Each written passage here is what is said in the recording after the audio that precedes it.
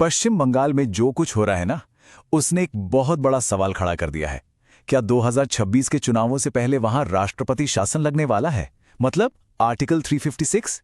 तो आज इसी पर बात करते हैं कि आखिर ये पूरी बहस छिड़ी क्यों है। हाँ, तो सबसे बड़ा सवाल यही है कि बंगाल में ये सब अचानक हो क्या रहा है। मतलब इतने बड़े लेवल पर एडमिनिस्ट्रेटिव फेरबदल, इसके पीछे की कहानी क्या है, चलिए समझते हैं। मामले की शुरुआत होती है एक बड़े एक्शन से। चुनाव आयोग ने पता है क्या किया? रातों रात पश्चिम बंगाल के डीजीपी पीयूष पांडे को उनके पद से हटा दिया, एक झटके में। और बात यहीं खत्म नहीं हुई। ठीक उसी वक्त स्टेट की जो चीफ सेक्रेटरी थी नंदिनी चक्रवर्ती, उन्हें भी बदल दिया गया। मतलब पुलिस का सबसे बड़ा ऑफिसर भी गया और एडमिनिस्ट्रेशन का भी। और फिर होती है एक और बड़ी एंट्री, टीएन रवि को नया गवर्नर बना दिया गया है। और देखिए, ये कोई मामूली अपॉइंटमेंट नहीं है।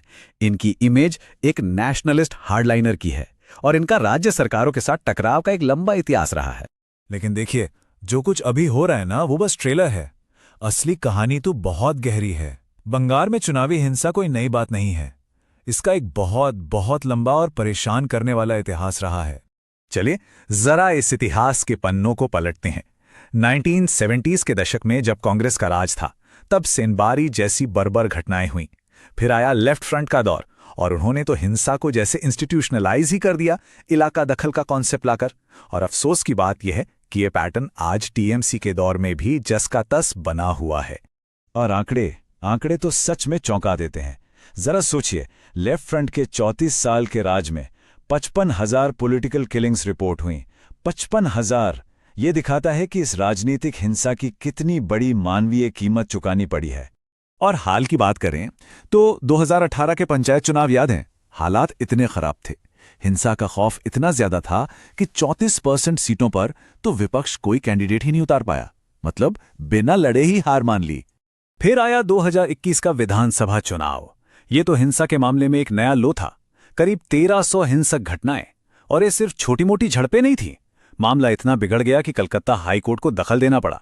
हत्या और रेप जैसे घिनौने अपराधों की सीबीआई जांच के आदेश देने पड़े, जिन्हें पॉलिटिकल हथियार की तरह इस्तेमाल किया गया था।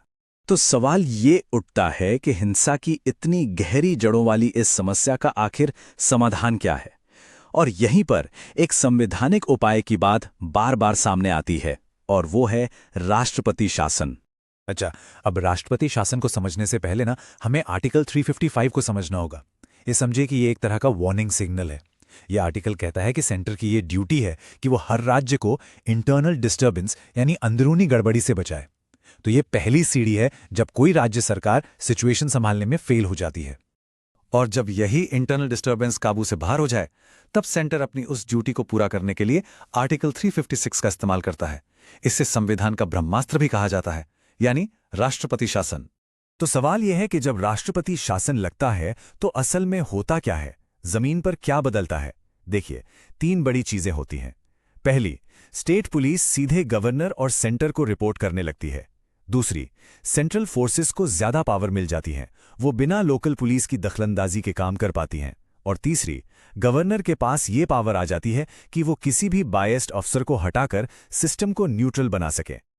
और यहीं से शुरू होती है असली बहस, राष्ट्रपति शासन की जरूरत बनाम संघवाद की लड़ाई। इस पर 2 बिल्कुल अलग अलग नजरिए हैं। चलिए दोनों को समझते हैं। तो देखिए, एक तरफ वो लोग हैं जो कहते हैं कि ये जरूरी है। उनका तर्क है कि अगर चुनावी हिंसा के इस चक्र को तोड़ना है, लोगों को बिना डरे वोट देने का अधिकार देना है, तो राष्ट्रपति शासन लगाना ही पड़ेगा। ये सेंटर की ड्यूटी भी है। वहीं दूसरी तरफ इसका विरोध करने वाले कहते हैं कि ये तो फेडरलिज्म पर, यानी हमारे संघीय ढांचे पर सीधा हमला है। इससे एक चुनी हुई सरकार की ताकत कम होती है और भविष्य के लिए एक खतरनाक परंपरा शुरू हो सकती है। तो अब हम पहुंच गए हैं उस सबसे बड़े सवाल पे, जो पश्चिम बंगाल की इस पूरी सिचुएशन के दिल में है, बुलेट या बैलेट। जरा इस बात को गहराई से सोचिए। अगर वोट डालने की कीमत किसी की जान हो या किसी बच्चे की इज्जत हो, तो क्या उस सिस्टम को वाकई में लोकतंत्र कहा जा सकता है? ये तो फिर एक धोखा ही हुआ ना। तो आखिर में सवाल बस इतना सा है, एक वोटर की सेफ्टी के बिना लोकतंत्र का मतलब ही क्या है? ये एक ऐसा सवाल है जिसका जवाब सिर्फ बंगाल का भविष्य तय नहीं करेगा, बल्कि ये पूरे भारतीय लोकतंत्र की आत्मा के बारे में है।